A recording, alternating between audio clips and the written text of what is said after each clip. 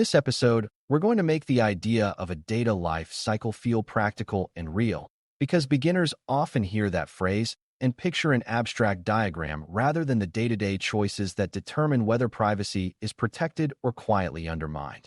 A data life cycle is the story of personal information from the moment it is created or collected to the moment it is deleted, and that story includes far more than storage and security. Data governance is the set of rules and decision-making habits that tell an organization how data should be handled, who gets a say, and what success looks like. Privacy reality is what actually happens when real people, real systems, and real business pressures collide, which is why policies that sound good can still fail in practice. By the end of this lesson, you should be able to explain why life cycle thinking is the backbone of privacy work, and how advising on policies means turning vague intentions into durable, repeatable behaviors. The first step is to understand the stages of a typical life cycle without turning it into a rigid checklist, because the exact steps vary by organization, but the logic stays consistent. Collection is when data enters the organization, whether from a person typing it, a device generating it, or another company sharing it. Use is what the organization does with the data to deliver a service, make a decision, or improve something, and this is where the purpose of processing matters most. Sharing is when data moves beyond the original team or system, such as to a vendor, a partner, or even another internal department that uses it differently. Storage and maintenance cover where the data lives, how it is organized, how it is updated, and how long it remains accessible. Retention and deletion close the loop, because keeping data longer than necessary increases exposure and often breaks the promises made to individuals, even if nobody intends harm. A beginner-friendly way to see why this matters is to compare data to physical items you might store in a house. If you keep every receipt, every old document, and every spare key forever, you create clutter that is hard to manage and risky if someone gets access. Personal information behaves similarly, except the stakes are higher because the data can affect identity, finances, reputation, and safety.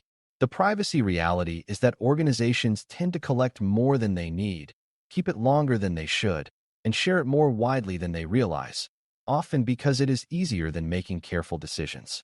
Data governance tries to bring order to that chaos by creating rules, roles, and accountability, but governance fails when it ignores how systems actually work and how people actually behave.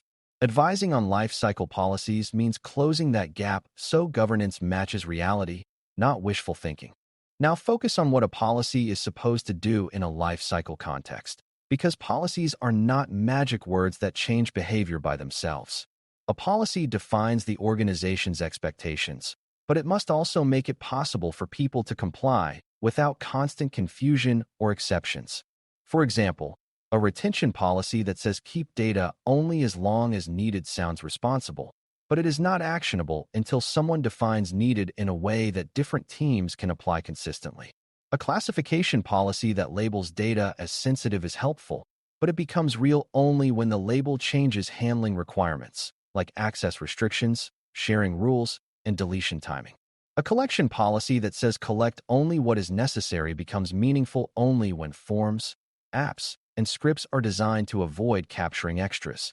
Good policies reduce decision fatigue by creating default answers for common situations, while still allowing exceptions with clear approval and documentation. Advising on data lifecycle policies starts with a simple question that privacy professionals return to again and again. Why do we have this data in the first place?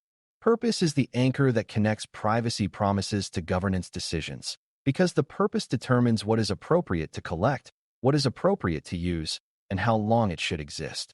If the purpose is to deliver a service, then the data elements should map to that service, not to vague future possibilities.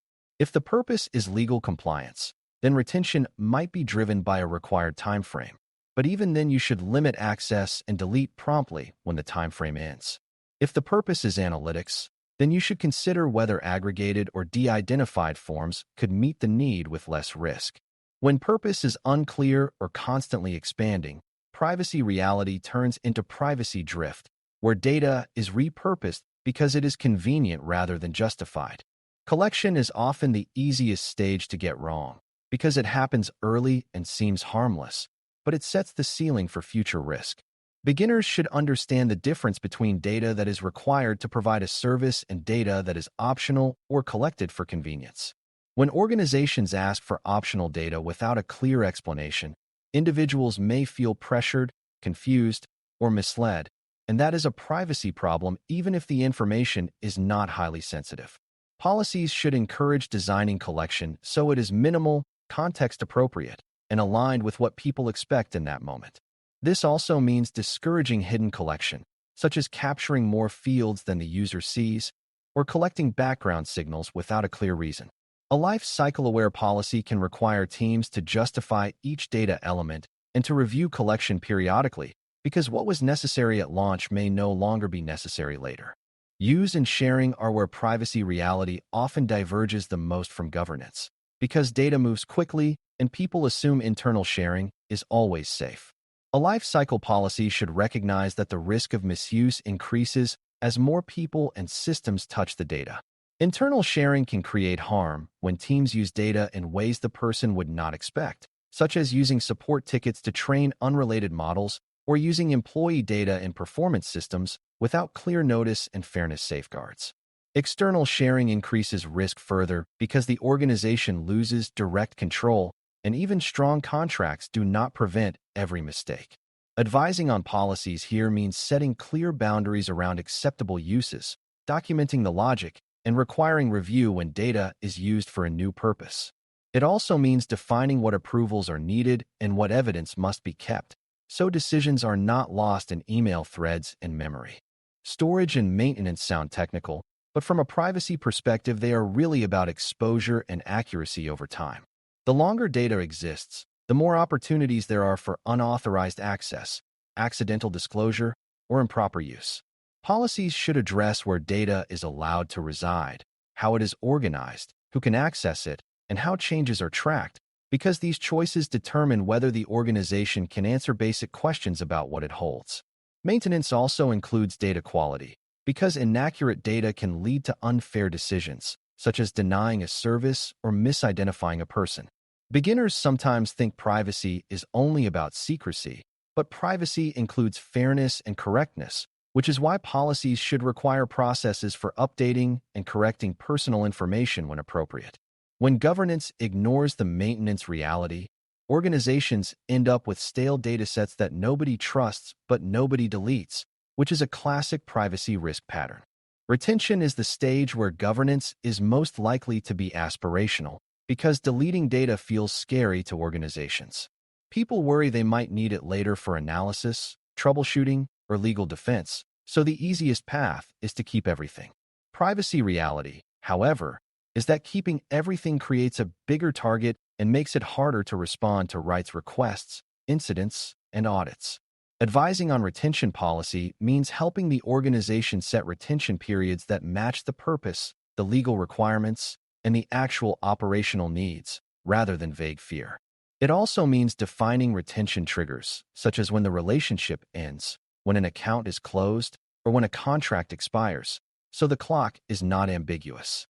A strong retention policy includes review and adjustment, because business processes change, and a policy written once and ignored becomes a liability. Deletion is where policies meet the hardest practical questions, because deleting data is not always a single action. Data can exist in multiple systems, backups, logs, analytics stores, and vendor environments, and it can be copied in ways that are not obvious. A lifecycle policy should recognize that deletion may mean different things in different contexts, such as deleting from active systems quickly while allowing older backups to expire naturally under controlled access. The key privacy point is that deletion should be meaningful, time-bound, and defensible, not a vague promise that never happens. Advising here means encouraging the organization to define what deletion means for each major data environment and to document what is feasible and why. It also means ensuring that when the organization tells a person their data is deleted, the statement matches reality as closely as possible. Another important concept for beginners is that governance must assign ownership, because data lifecycle policies fail when everyone assumes someone else is responsible. Ownership does not mean one person does all the work, but it does mean specific roles are accountable for decisions and for keeping processes working. For example, someone must own the decision about purpose, someone must own how data is collected, someone must own retention schedules, and someone must own how requests from individuals are handled. In practice, privacy teams often advise while operational teams execute, but advising still requires clear handoffs and clear accountability. Policies should also define escalation paths, because difficult cases will arise, such as conflicting legal requirements or requests that involve multiple systems and vendors. When ownership and escalation are unclear, privacy reality becomes inconsistent and reactive, which is exactly what governance is meant to prevent. To make life cycle policies realistic, you also need to account for the difference between what is written and what is lived, because culture and incentives shape behavior. If teams are rewarded for speed and growth but punished for delays, they will be tempted to treat privacy review as paperwork to bypass. If deletion is treated as risky and never prioritized, retention will expand silently even when the policy says otherwise. Advising on policies includes recommending ways to make compliance easier than noncompliance, such as aligning processes with existing workflows, clarifying decision points, and using simple language that non-specialists can follow. It also includes recognizing that policies need reinforcement through training and leadership support, because people follow what leaders measure and care about. When governance reflects privacy reality, it does not pretend people are perfect. It designs for human behavior and builds checks that catch predictable mistakes. A strong life cycle policy approach also helps with rights and trust, because individuals often care most about what happens over time. People want to know whether their data is used only for the reasons they were told, whether it is shared responsibly, and whether it is deleted when it is no longer needed. When an organization cannot explain its life cycle, it often cannot answer rights requests confidently, and it may over-collect or over-retain in ways that feel disrespectful. Advising on policy is therefore not only about reducing fines or audit findings, but about making the organization's relationship with data subjects more honest and consistent. The best programs can tell a clear story: what we collect, why we collect it, how we protect it, how long we keep it, and how we honor your choices. That story is the privacy reality you want governance to support.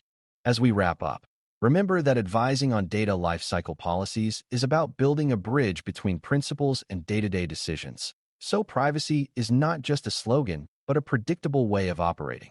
Legal rules and ethical expectations both point toward the same idea that personal information should be collected with restraint, used with purpose, shared with care, protected throughout its life, and removed when it no longer has a justified reason to exist.